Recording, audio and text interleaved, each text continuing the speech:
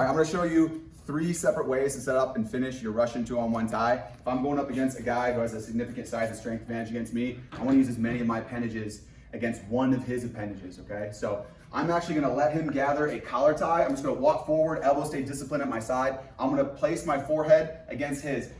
He's gonna grab a collar tie, okay? If your partner doesn't reach up, just grab a collar tie. Almost instinctually, they're gonna collar tie back. So if I collar tie, he's gonna reach inside for a collar tie himself. I'm gonna slide forward. I'm gonna make my neck really, really short and look away for a split second. I'm gonna slide forward and make my neck really short. My shoulder sliding up helps to nudge his wrist off of mine. And the entire time I'm closing distance, my inside hand comes to the shoulder and then I pull his elbow across my chest. Almost always, guys, people don't like having their arm extended away from their body, so they're gonna try and pull their wrist in. Don't fight it, especially on a guy a lot bigger than you. Let them pull their wrist in, then lace over top in a key lock. Pull that elbow up into your ribs and start applying pressure down with your shoulder, okay? Now from here are where all our finishes begin. If he's giving me a lot of pressure forward, if he's elbowing into me really hard, I'm not gonna fight it. I'm gonna encourage that motion, emphasize it, and stick his wrist right into the ground here, okay? I call this the flagpole finish because it's like you're taking a flagpole and sticking it right into the ground. Do not let go of his wrist. So he collar ties me, I roll my shoulders, I pull it across his chest. If he lets you keep this, that's fine. You can stay here. You can do the same finish if he's pushing in and shut him to the ground. But almost always, they're gonna gather and bring their wrist towards their body. I'm gonna let that happen. Inside arm laces over top, grabs my wrist, and I pull his elbow up into my ribs, keeping everything cinched in tight. My elbows are pulled in, and I'm lacing my shoulder over top. If he's not pushing in, and I really like this finish, just give him a little nudge, he'll push back. So I'm gonna push in, and as soon as he pushes back, invisible pressure, you can't see this, but my inside arm is shucking him down to the mat.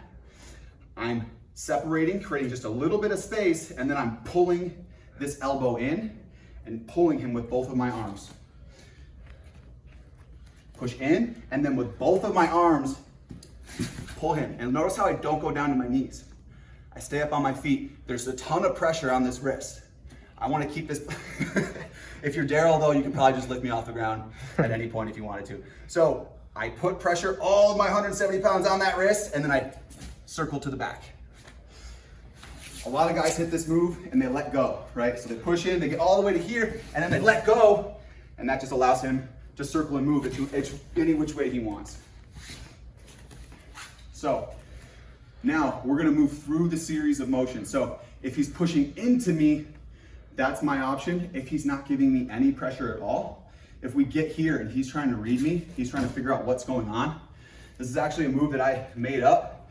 So if he's not giving me any pressure because he's afraid to pull away, he's afraid to push in, and he's just staying here stagnant, all I'm gonna do is step inside and punch my inside arm down. I step inside and punch my inside arm down and replace it with my outside hand.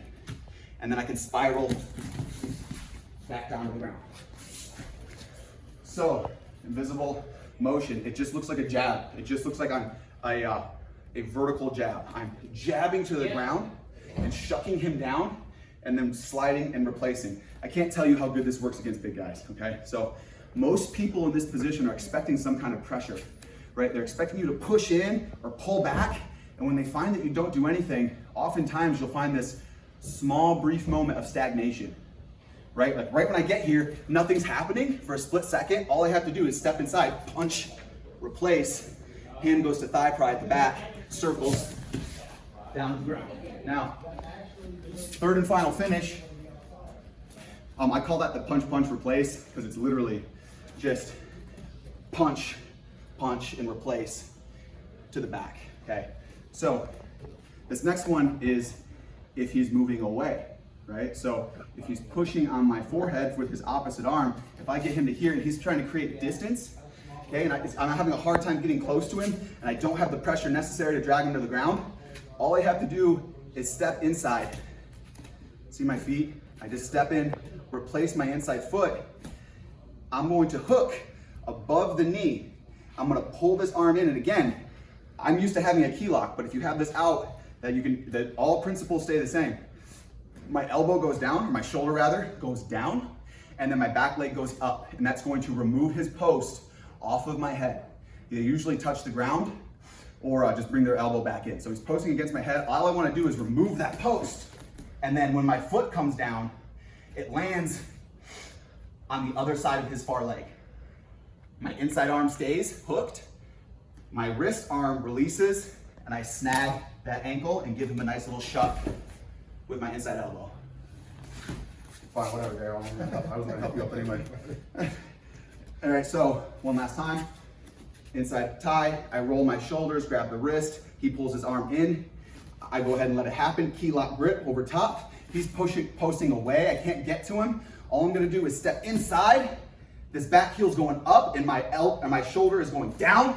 And then when I go back to step, I step behind this leg, trapping it, okay? Then I just reach down, give him a little elbow shuck. A little elbow shuck, give him a little encouragement to go down, go to the leg, and that's when your BJJ game begins. So let's go through all three one last time. Hooking, here, he's pushing in. Shuck him right down to the ground. Elbow off. There's a small brief moment where there's no pressure at all. Step inside, punch, punch. Circle, circle, circle. And now he's moving away. I roll across, he's posting on the head. He's trying to move away. I step inside, hook, step. That's 3 separate finishes from a Russian 2-on-1 tie. It got meaner though too.